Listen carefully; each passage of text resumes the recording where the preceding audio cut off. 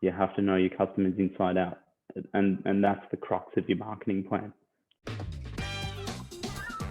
So joining me on the line today, I've got David Pocock from 226 Digital. We're going to be talking about, understanding how to use digital marketing in the current age, because I think people are overwhelmed by that. So welcome to the call, David. Thanks very much, Dave. Really happy to be here. Look, people are overwhelmed, aren't they, by digital marketing? It's sort of everywhere and everything at the moment. How do people make sense of it? Like a business owner wanting to go digital or wanting to get more results out of their marketing, what sort of things do you think they need to be thinking about? Yeah, definitely. And it's become more of a topic as well because everyone's gone online because of recent conditions.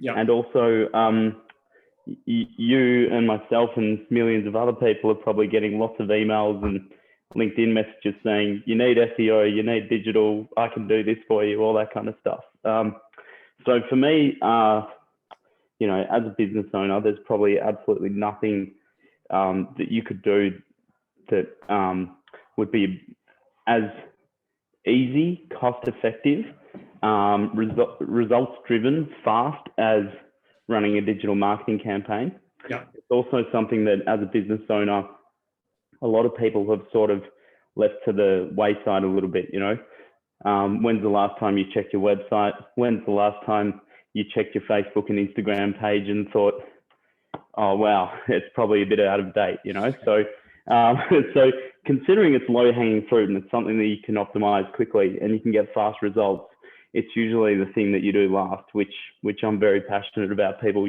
jumping aboard. Yeah. The other thing that I think is really important to note is that in the past, we always gave out flyers or business cards or went to events and that kind of thing and tried to do a lot of networking. Whereas now people are just Googling you, they're checking out your website, your LinkedIn page, your Facebook page, and then they'll decide whether they contact you. So it's probably your best salesperson at the moment. Yeah, right. I guess that's where I'd head first as far as, just thinking about how you talk to customers, thinking about how you like to be presented, how your best salesperson is, if you've got a salesperson, how your best marketing person is, how they talk to people. And then go to your website and social media pages. And if there's a difference between how you communicate and how your website and stuff communicates, then change it. That's probably the easiest advice I'd give. Yeah. So really step one is to say, if someone Googles me or you, what do they see? And it doesn't represent what I expect it to. Yeah. Absolutely. So unfortunately for me, having a name like David Pocock, there's a famous rugby player, so I've got to do a lot of hard work. but the average business, you go out and even if most of your business is word of mouth, people are still going to check you out and read your reviews and things like that before they get in touch. Yeah. So I think this is the first step to a digital strategy, is just to make sure you represent correctly when people look you up. Yeah. Definitely. What's the other thing? Because really, I suppose there's 2 or 3 key elements that are pretty easy. Like you just sort of said it, digital is immediate, but also it's overwhelming. And I think people sort of get overwhelmed by the options. Do I do SEO? Do I do paid advertising? I mean, where do I go? So the first thing you're saying is just to get your personal search profiles looking consistent. That's right. What's the next? Yeah, what would you consider next? Yeah, look, and that's a point I should have touched on first as well. It's hard for me to choose which is first. But I mean, knowing your target audience, okay, so let's just say you've got a building company or you've got a nail salon. Obviously, your audience is going to be different.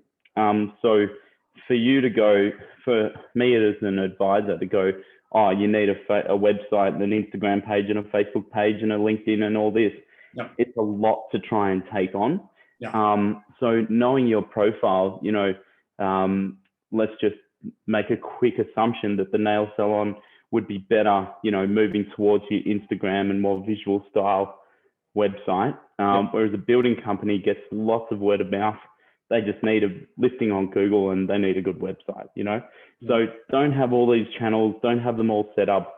You should be razor sharp of your audience, how they like to communicate, what channels they're on. Yeah, right. And also, speak to that audience with your website and the wording and things like that. The other thing is, because there's so many channels, don't do everything, do the one or two things that you can do best and do them well. Yeah.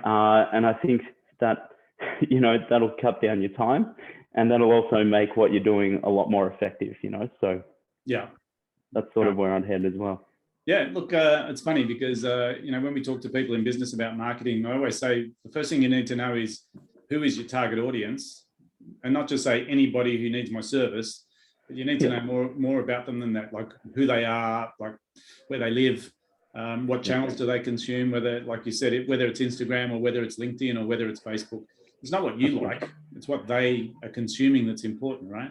Absolutely. And you touched on something amazing there, location. I'm in digital marketing myself. I've thought a lot about location. I can service people in Russia if I want. Yeah. But, 95% of my customers come from Melbourne, and there's lots of businesses in Melbourne. So why would I spend all my time trying to break into the Sydney market or trying to do Perth when they're in different time zones? And, that's the same for any business, a lot of service businesses, most of their customers come within 5K, so spending all this money on the Melbourne or Victoria or Australia when you could be getting most of your business from one location is probably a huge point that you've raised. Yeah, look, so to me, when you're doing targeting, I always talk about three things. The first one is geographics, location. The second one is demographics, size, preferences, industry, all those sorts of things. And the third one's the hardest one, which is the psychographics. Yeah. That's like the buying motives. So the emotional reasons they would want to engage your product or service. And I think unless people do that work first, then their whole marketing campaign is just a sort of scattergun approach, isn't it, really? Definitely. And you sort of nailed it when you said, pick one channel that your target audience is looking at and just focus on one thing. Yeah.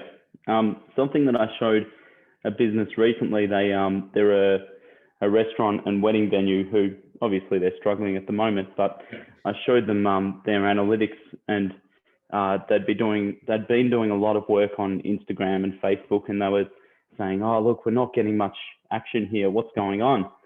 And I showed them their Google stats, and those little Google My Business listings that you can set up in about 8.5 seconds and they're free. They had something like 25,000 views on each of their photos on that platform, and they were getting 8 likes on a Facebook post. And I just said, well, if I were you, I'd put my venue there. I'd say we're open at these times, and there's 25,000 people that are ready to go, and he soon got pretty razor sharp about that. Yeah, it is interesting because what you just described is looking at the stats.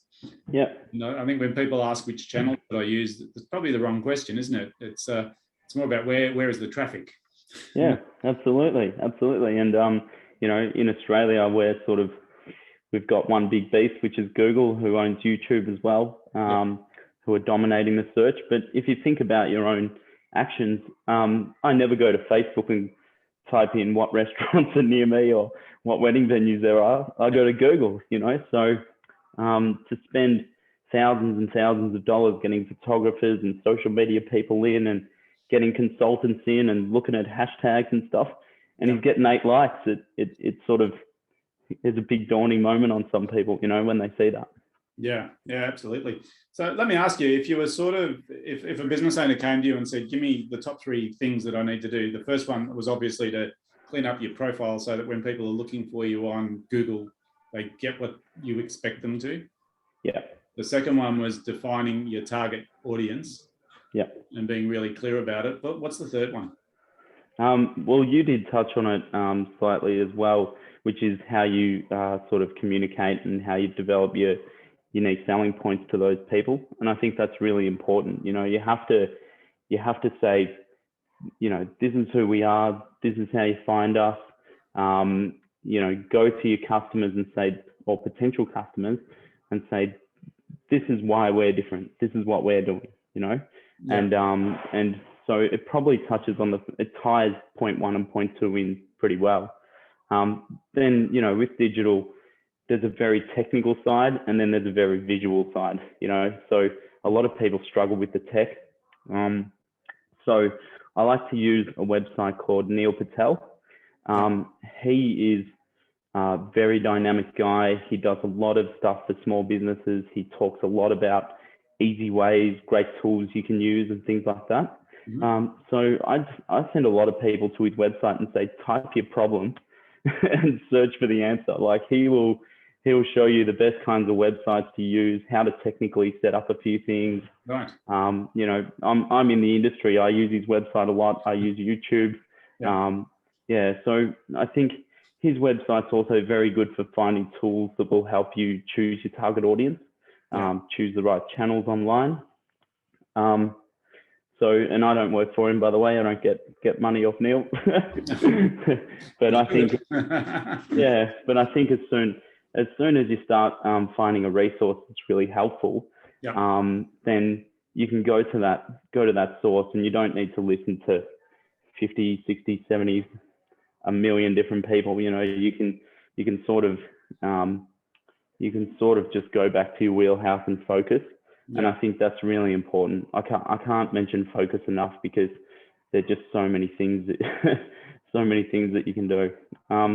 There is one other point that I haven't mentioned, which is go to your previous customers. So a lot of people think, oh, I've got 1,000 email addresses, I never speak to these people. You know, just grabbing all those email addresses from past customers and utilizing that in a certain way can be the start of your digital marketing journey. You know, those guys are the ones that you go to for reviews.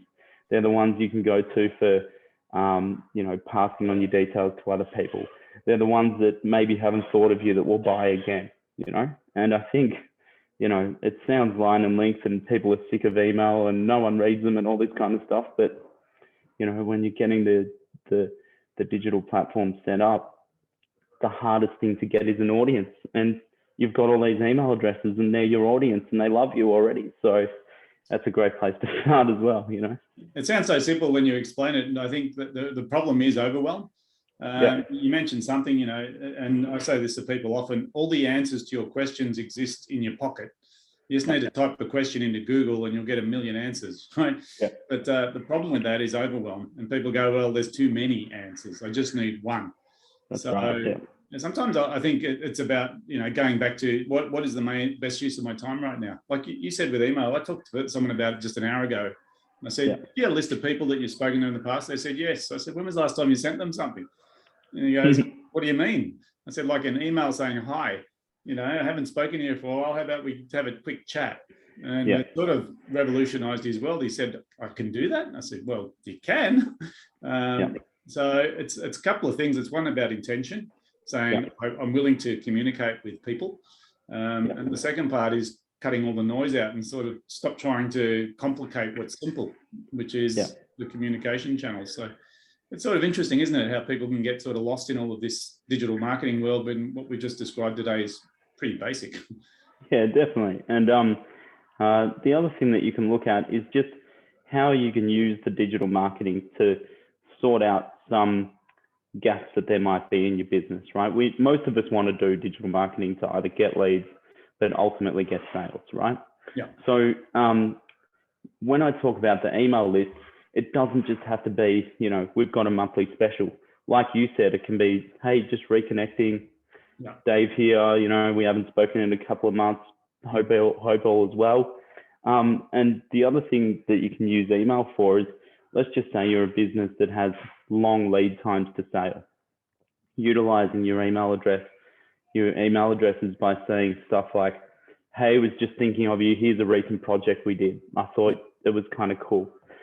That will jog people's mind, and you can use it to do things like shorten sales funnels and get people back into the mix, or, you know, increase your customer average transaction value. So digital marketing is not just website and some SEO email that you get every day.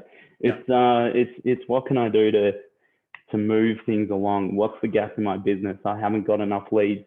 Awesome. Okay, we set up a campaign to get more leads, or I'm getting leads, but they're not good quality. So you change the messaging or change what you're doing to improve the quality. Or it takes 10 months. Let's set up a campaign to try and bring our average transaction time down to 6 months, what impact does that make on my business, and all that kind of stuff that business coaches like you love. So tell me something, if you're going to sum up in one sentence, Yep. what people should be doing right now with their digital marketing, what would you say? It's just got to be know your customers. Yep. You have to know them. You have to know your customers inside out. And that's the crux of your marketing plan. Yeah. And that's why, you talk about the nail salon versus the guy that's selling shed. Shed might be a 3-month discussion. Yeah. Nail salon is, are you there? Are you open? Can you do it? Yeah, right. That kind of stuff. So awesome. Yeah. We could talk for hours, but I think we're going to start to wrap it up there. If anyone wants to reach out to David, he's a wealth of knowledge on this, and it's very practical. I think sometimes we get confused in the esoteric and the dramatic stuff. I mean, really, as you said, it's just about knowing your customer and meeting them where they're at, like communicating. And if people do that, they're going to improve their digital marketing. So thanks very much for your time, David. Definitely, mate. Really enjoyed it. Thanks very much, Dave. No problems.